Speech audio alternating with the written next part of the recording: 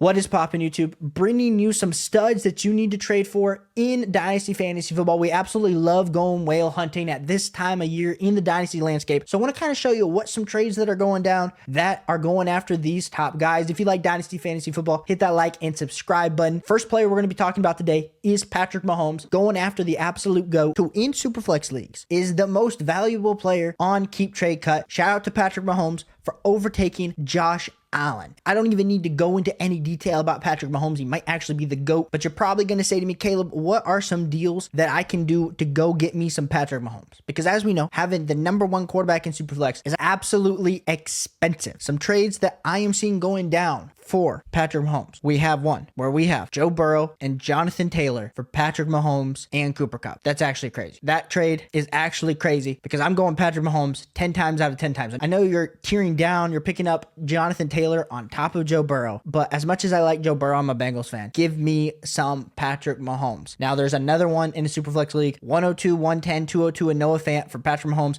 Ty Chandler, and Gabe Davis. That just feels a little bit dumb because even still, if I trade away the 102 and 110 to get Patrick Mahomes is like 4 first value. Actually kind of crazy, these deals that went down for Patrick Mahomes. And let's go to another site. We're using DLF. So these were just done today. We have Patrick Mahomes for Justin Herbert and a 2025 first round pick. Give me Patrick Mahomes. We then have Patrick Mahomes for 1, 2, 3, 4 first round picks. This is probably fair enough value. Still give me Patrick Mahomes in a Superflex League. Absolutely crazy. Then we have another one that just went down. It's start 10, 12 team, 1 PPR. We got Patrick Mahomes for Rashee Rice, a 24 round 1 pick. So we don't know exactly where that is. We'll just assume it's a little bit high. 25 round 1 pick. Give me Patrick Mahomes. I mean, these are some deals out there where I think a lot of people think the value of what I value Patrick Mahomes and the value that other people value Patrick Mahomes is typically when I offer an offer where I know I could probably give a little bit more to get him, I typically end up getting him, even though it's a ton to give up. Give me some Patrick Mahomes. Those are some trades that if you want the top dog on the Keep Trade Cut ranking, that is what you'd have to be doing to go get some Patrick Mahomes. Our next player is Josh Allen, who's number 2. You could maybe debate Josh Allen versus Patrick Mahomes for top guy across the board. But when we're looking at Trade Finder over here on DLF, we have Josh Allen for Brock Purdy, the 103 and the 112. Okay, so what? The 103, you're getting Drake May, Jaden Daniels, Brock Purdy, and the 112, you're maybe getting Ladd McConkey, Adonai Mitchell. Give me some Josh Allen on that side. We go down a deal that got done on the 3rd, so this is almost a month old at this point. We got Josh Allen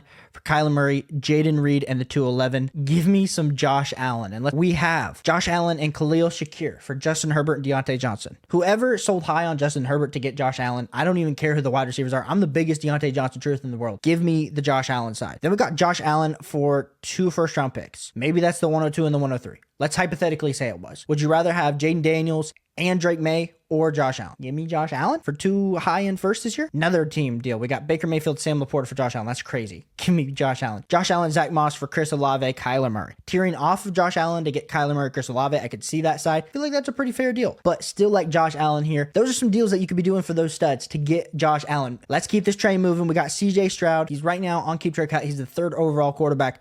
But let's go through some deals. In a 12-team league, 2 quarterback, we got CJ Stroud and a 3rd round pick for Jordan Love, Mike Evans. Goodness gracious, give me some CJ Stroud. Then in a 2 quarterback, 12-team start 11, we got CJ Stroud and a 1st round pick for Bryce Young and a 1st round pick. I assume that 1st round pick's a little bit higher. Maybe it's the 101. I don't know. But give me some CJ Stroud there. Still like CJ Stroud, even if that pick you're tearing down off of CJ Stroud to get Bryce Young. Getting a higher end pick. Still like some CJ Stroud there. Then we go to a start 11, 2 QB, 12-team. We got CJ Stroud for Bill Levis and a 2024 round 1 pick. Like I said, CJ Stroud's probably worth about 3 first round picks. So even if somehow this is like, let's say it's the 104 and you know you're going to get Malik Neighbors or potentially Jaden Daniels or someone like that, I'm still not doing that deal. I'm still wanting CJ Stroud. Like I said, I think when we start to evaluate what you have to give up to get these studs, it just is never enough to actually trade these guys away. Now, our next player we're going to be talking about is Justin Jefferson, who currently slides in to player number 4 on Keep Trade Cut. And this is the thing that I have to say about Justin Jefferson. This is our first non-quarterback. So we're going to have to see what the actual value of what people are out there giving up for Justin Jefferson. We got Chris Olave and a 2024 round 1 pick. I really wish we knew exactly where this pick was picked. I mean, it's a good trade. It's a good trade to tiered off of Justin Jefferson if you're a little bit worried, but I still feel like I would need another piece on that Chris Olave and 1st side, even if we're assuming, I mean, the 1st would have to be If it's the 102 and Chris Olave for Justin Jefferson, hypothetically, like maybe that's a little bit closer and could actually have that conversation. But I'm still wanting Chris Olave. I mean, if that pick, that first round pick is anything like a 104 later, like I'm feeling very good with getting that Justin Jefferson side. Now, this next deal on this trade is an interesting one. Justin Jefferson straight up for Joe Burrow. So in a few days, Andrew and I are releasing a video where we're talking through our startup draft strategy. And if I'm, here, I like to build my team around a quarterback. But let's assume you had that the Joe Burrow had 3 good quarterbacks. Maybe Joe Burrow is one of the top tier quarterbacks that he had. But then to pivot into Justin Jefferson, it's always a little bit of a risky investment, even though we've seen the injuries for Joe Burrow this last season, and we saw the injury for Justin Jefferson. I like it. If you like the upside, you want the warp, you want the wins over replacement at the wide receiver position, go out there and get some Justin Jefferson here. Now, this next trade talking about Justin Jefferson, we got Justin Jefferson for Puka, a 2024 round 1, let's just say that's mid, and a 2025 round 1 pick. This one's interesting because in any super flex league, or even if this is just a one quarterback, Puka Nacua is somewhere right around wide receiver 5, wide receiver 6, depends on how you view Garrett Wilson, depends on how you view Puka. I like this deal for both of these sides. Personally, I'm probably taking the Puka side.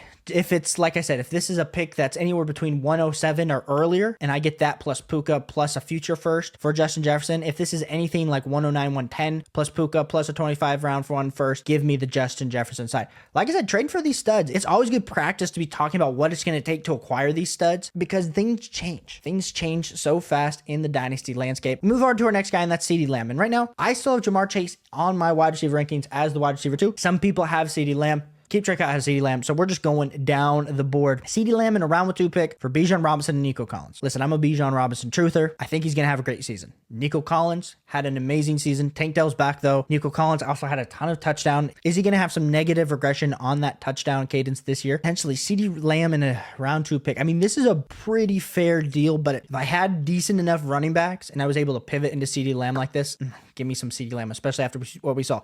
Next trade, we got a little good old switcheroo. We got Michael Mayer, Pat Freiermuth getting exchanged, and then Ceedee Lamb and Jamar Chase getting exchanged. Now, personally, in my personal opinion, I think the tight end spot of this, I know it's 12 team, know it's 2 quarterback. Still, give me Jamar Chase. I have him over Ceedee Lamb. But if you prefer Ceedee Lamb and can offer Jamar Chase straight up, I mean, that's, of course, a deal that you could be looking to do right now. Another deal, Ceedee Lamb for Garrett Wilson and DK Metcalf. Now, we're starting to get into the part where a lot of people, this is one QB, you like to take your top asset and you like to tier down because there's a chance that Garrett Wilson, you're making on Garrett Wilson and Aaron Rodgers connection this year. That Garrett Wilson, who's right now as wide receiver 7 on keep trade cut, can he become a top 4 wide receiver? Where DK Metcalf, can he regain top 20 dynasty value on keep trade cut? I like this deal for both sides here. Probably lean the package because I like some Garrett Wilson, but also if you're contending, you need a surefire wins over replacement type wide receiver. Give me some Ceedee Lamb. Then this last one we'll talk about, Ceedee Lamb for 225 first round picks. Come on, what are we doing? I don't even care if it's the 101, 102 of next year's class. Give me some Ceedee Lamb there. Now moving on to our next player on keep trade cut, which is Jamar Chase, who is right now overall player number 6. And you're trading for studs. We are going big whale hunting, and Jamar Chase right now, some interesting trades. We got Jamar Chase for George Pickens and Jordan Love. This is in, of course, a Superflex league. Jordan Love gained some value. George Pickens being the alpha level wide receiver. This trade just literally went down yesterday. Give me some Jamar Chase right there. Jamar Chase for Justin Herbert and a 2nd round pick in a 2 quarterback format.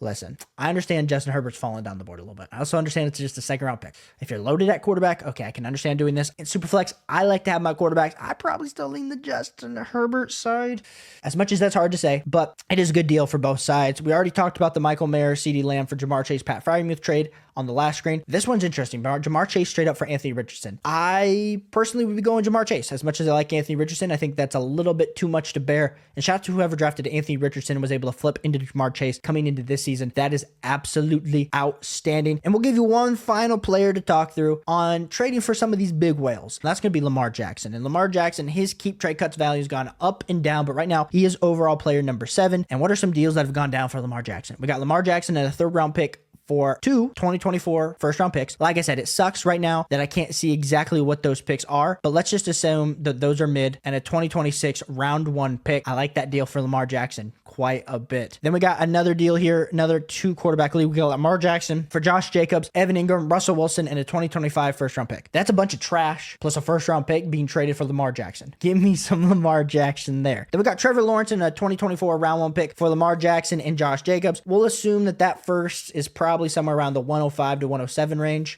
Gets a little bit tight there if it is. Pretty fair deal for both of those teams, but still, give me the upside of Lamar Jackson and that Konami code rushing quarterback. And the final trade we'll talk about here with Lamar Jackson is Lamar Jackson and a second round pick for Jalen Hurts and a 2024 round 1 pick. Now, in this case, I have Lamar Jackson and Jalen Hurts back to back. So really, if I'm able to get that first round pick, even if it's a late, like 110 to 111, and we're trading that second rounder, which maybe it's 204, 205, and I'm able to jump up 5 to 8 spots in the draft, and I'm able to down tier to Jalen Hurts, which isn't even a down tier because I have him in the same tier, give me that deal. So I wanted to make this video, provide some dynasty trades for you of the studs. Let me know what you think. Hit that like button and subscribe button if you're new, and I'll catch you on the next one. Peace.